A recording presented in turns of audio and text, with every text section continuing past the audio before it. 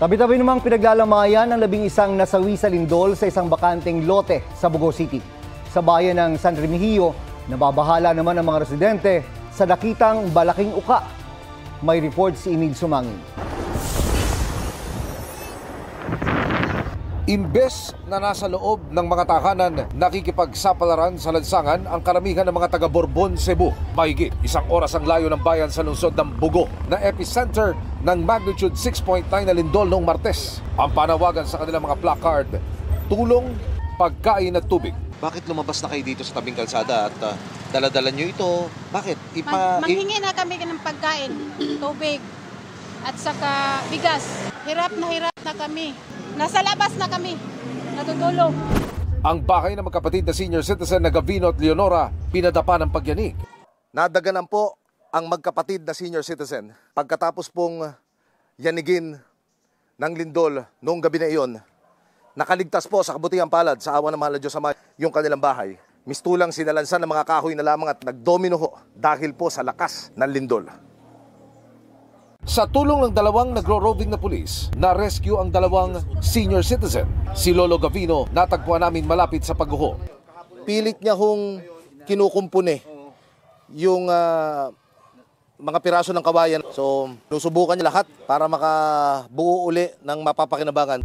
Sa bakanting lote sa sitio Felomina sa barangay Binabag, Bogo City, pinaglalamayan ang 11 namatay sa lindol. Nadaganan ang kanilang mga bahay ng malalaking bato na gumuhong pababa mula po sa bundok. Kabilang sa nasawi ang 17 years old na si Lady. Nakalabas na siya ng kanilang bahay pero bumalik upang iligtas ang ina at sanggol na kapatid. Hindi rin matanggap ni Giselle Malinaw ang sinapit ng 2 anak na lalaki edad 10 at 5. Tinangkaraw niyang iligtas sa mga ito pero napuruhan sila ng mga bato.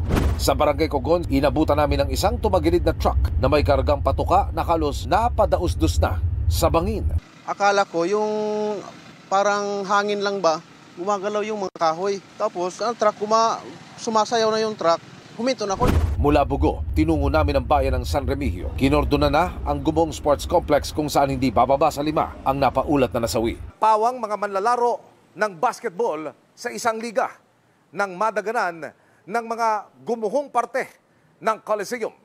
Tingnan nyo mga kapuso ang itsura ng pintuan pa lamang ng sports complex. Hindi na ho mapakikinabangan pa.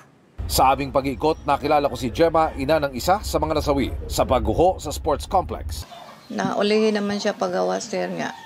Ang motor na lang niya, isa na lang ditong nabilin sa kuan. Gawas niya. Kuan na gid kami nga siya usap sa biktima na. Nasa 63 pamilya mula sa Purok Agbati ng Barangay Hagnaya ang pansamantalang nananatili sa bakanting lote na ito habang nagpapatuloy ang aftershocks. Sa Purok Siniguela sa poblasyon naman, isang residente ang nababakala sa nakitang uka. Ang uka ng lupa na yon, kailan ho lumitaw? Nung paglindol lang, doon lang namin nalaman nung pag-evacuate na namin kasi nahulog dun yung pinsan ko. Tapos ligaw siya na huwag daw dumaan doon. Hiling nila sa mga eksperto, agad na alamin kung ito ba ay sinkhole. Emil Sumangil, nagbabalita para sa GMA Integrated News.